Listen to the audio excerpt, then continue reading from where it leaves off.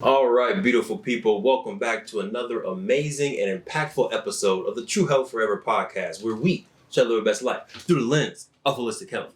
I'm your host, Truvel, creator of Black Wall Street, the board game, and as usual, I have with me the dancing, the beautiful, the corny, the curly, the laughing queen herself. Please introduce yourself. What's up, party people? My name is Sinclair, aka The Health Nerd. And yes, excited to be with you.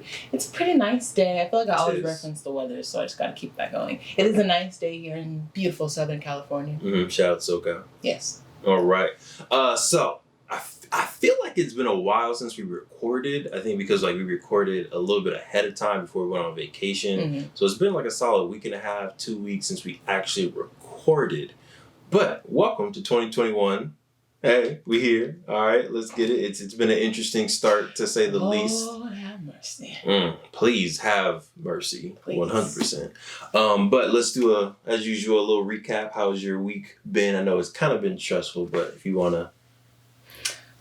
The week has been overall pretty good. I feel like we're on, we'll get more into this, but we're on day 6? Sounds about right. Sure. Monday will be Tuesday, day 7. Wednesday, Thursday, Friday, Saturday. 6. We are on day 6 of the Daniel fast. Yes, feeling pretty good. Lost a significant amount of weight, so happy about that.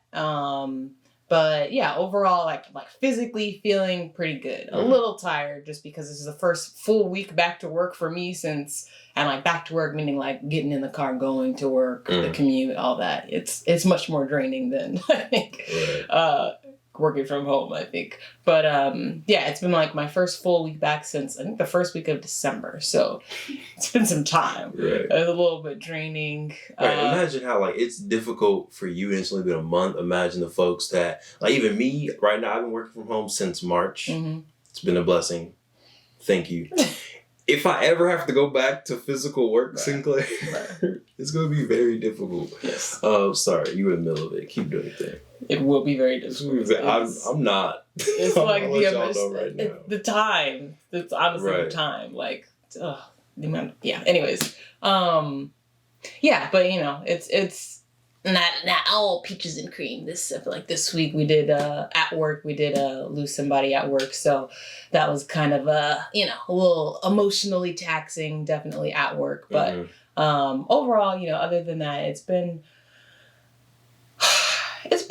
pretty good. I feel like even though I feel like we've had conversations too, I feel like with the business, with all of our businesses, we've been very intentional about setting forth the plans that we want to do for 2021. And it's always interesting. I feel like the same thing happened in 2020 where you put all your energy and then you're met with almost equal, not backlash, but resistance, and I feel like it's kind of the universe just making sure you're really about it. You about it? You about it? Okay, we gotta make sure you really about it. Right. I definitely little things throughout the week have been like, are you sure you got this nice plan? But it's not gonna be as easy as you think. So I feel like definitely getting the first kind of taste of the grind and I have a term for that. What is it? That I just thought about right now. If it already exists, my bad. If it doesn't already exist, you heard it here first, and it's been coined.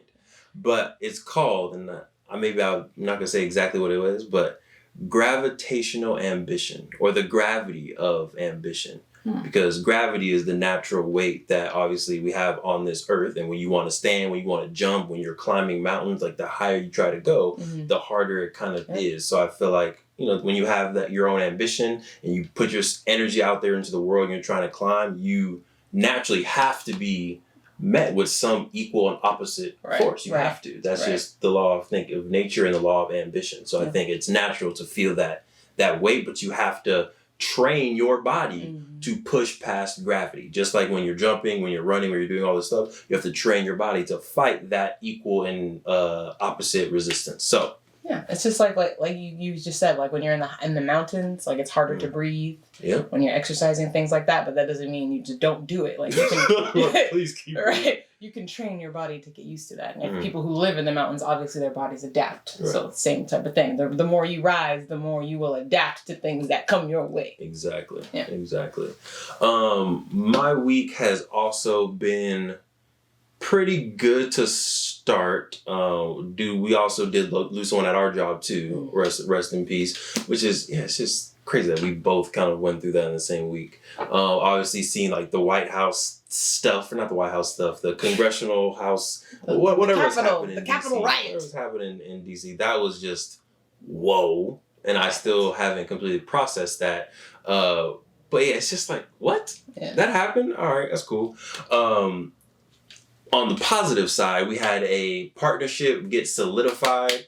Let's go. So y'all know, like we've been grinding with Play Black Wall Street and Black Wall Street, the board game. We don't say everything that's going on until the ink has dried. So we are officially partnering with the Tulsa Race Massacre Centennial Commission. Shout out. So this is a group in Tulsa that's basically in charge of the remembrance event and the just a year long of events for the remembrance of the Tulsa Massacre and Tulsa bombing. They're also in charge of collecting funds. Shout out to Phil Armstrong and the whole Tulsa team over there, collecting funds for the Grand Greenwood Rising Project. There's going to be a really dope state-of-the-art museum and just cultural hub for Greenwood, again, paying homage to the ancestors lost. So we're partnering with them. Yeah. Every game sold, 10% will be given to the Greenwood Rising Project. So if you want to support, be a part of history, all that beautiful stuff, and still get a game, go ahead and go to playblackwallstreet.com, get yourself a game. No code is needed. If you use a code to get a discount, that's fine. You'll get the discount, and we will still donate the 10% to Greenwood Rising. Have another partnership on the works. We'll wait till next episode to do that. Gotta space them out. Yeah, gotta space it out. Gotta space it out. Yeah, I feel like, I don't know if I want to talk about Bitcoin. Talk very slightly about Bitcoin just because it's in my head. And once things get in my head, they kind of need to be released. Yes. So, long story short, thank you, Devon from the past, for investing in Bitcoin. We appreciate you. And we love you. We do. That's all I'm going to say about that. All right. We love you. Hey, you holding it down, King, back there in the past. We appreciate you. All right, let me stop. Sinclair, I'm rambling. What are we talking about on today's amazing podcast episode?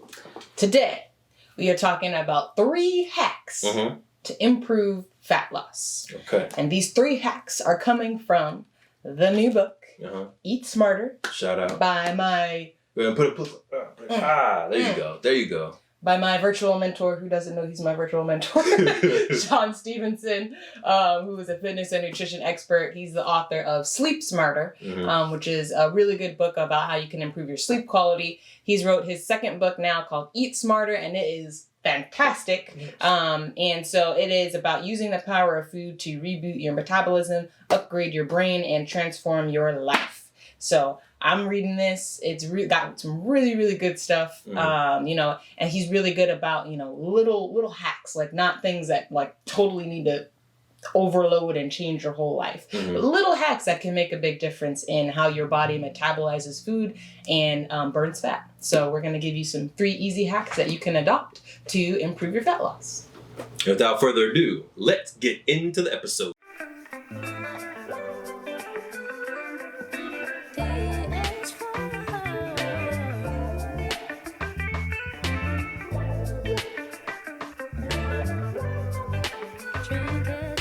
All right, Queen. So we're obviously in our first week of the Daniel fast. Yep. You've already said, you've lost some weight doing your thing. You know what I'm saying? My weigh date is tomorrow. I feel like I've lost weight, but I won't know officially till tomorrow. But I definitely feel better. Okay. My energy is very high. It's so much. I've been talking like crazy to the queen, and ideas are just coming everywhere. I know it's semi-annoying. I'm very sorry, but you already married me, so there's no escape on that one. But let's get into the first hack of Mr. Shawn Stevenson's Eat Smarter? So the first hat, to kind of bring it home, and you mentioned that we're on day 6 of the Daniel fast, and so a lot of the recipes or things that we've been eating this week have been high protein, and I've kind of been wondering, like, wow, I have lost a good amount of weight. Was it high protein on purpose, or it just happened? It just happened. Okay. Because we had chili, which has a lot of beans, and quinoa, which are both high protein foods. Yeah, and it wasn't necessarily on purpose. It's just that's what we put in our chili. And so why I think that this, those meals have helped me lose more weight is that high protein diets tend to help you lose more fat, and that is because protein, when your body eats protein, it actually takes more energy to digest protein than it does any of the other macronutrients. And what do you mean by that? And so by other macronutrients, I mean like carbs and fat. Okay. And so what I mean by that is your body, in order to break down protein, it takes more energy, right? So when you eat fat or when you eat carbs, it takes a little bit of energy to digest it, right? It actually, let me step back. Right? So when you think about calories, right now, most of the time, I feel like for in most of society, when you think about, okay, I'm eating 100 calories of whatever it is, you think that you're actually consuming and using and storing or using all of the energy from all 100 of those calories, right? Like you're absorbing. That's the word I'm looking for. You're going to absorb all 100 of those calories. You're saying that's false. That is false. Okay. Because I was like, what's happening here? Because your body is going to use some of those calories to even digest the food in the first place. Okay, so that means it's only going to leave, depending on what it is, 95 to 70% of the calories actually for your body to absorb. Now, fat only takes about 0 to 5%, I think. Okay. Hopefully. Yeah. This is all in the book. It's all in the book. On the book, so if you want to learn more. Should I just read an excerpt? It kind of says all of that. You know what? Go ahead. I'll let you find it. While you're finding it, I will try to stall. Definitely get this book, y'all. If you are trying to lose weight, trying to just get healthier, if you're into becoming a health coach or nutritionist like the Queen is, this is going to be a good source for some material. So check it out. All right. So remember, parts of protein's allure is the fact that it's a building block of your valuable muscle tissue, which helps you burn more calories simply by having more of it on your frame. But another aspect of protein's fat-burning skill is that you can actually burn more calories digesting protein than any of the other big three. As a refresher, 20 to 30% of total calories in the protein you eat goes into digesting it, while approximately 5 to 10% of the calories in carbohydrates are used to digest it. And the caloric energy used to digest fats are generally between the range of 0 to 3%.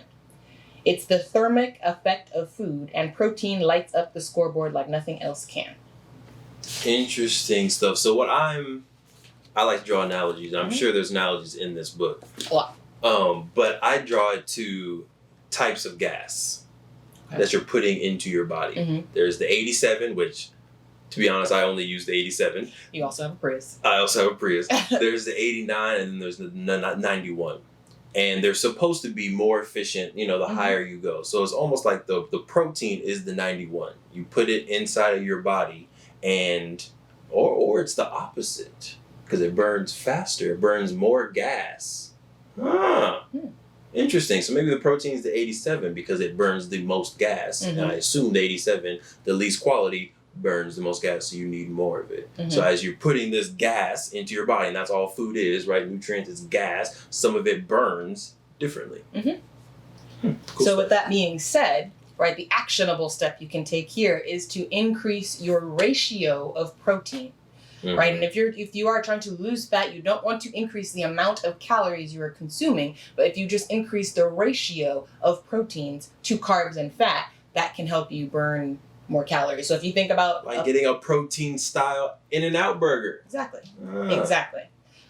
So if you think about a plate, right? And if right now you have maybe about 25%, 1/4 of your plate is where the chicken or the beans or whatever your protein source is, and the rest of it is maybe carbohydrates and food. So you don't want to increase your plate, right? You don't want to eat more food. But if you just say like, okay, well, what if now instead of only 25%, what if I eat 40%? So a little bit more of that plate is going to be that chicken, and maybe whatever your carbohydrate source is, you decrease that. So if you're eating it with rice, maybe decrease the amount of rice a little bit, increase in the amount of chicken or beans, and that should help you lose fat. Can you please, because I see Devon from 2014 being like, oh great, so I'll just eat a whole bunch of chicken, I'll eat a whole bunch of steak, and I'll just start losing fat, Can you please break down maybe some healthier sources of protein that are high in protein but low in calories?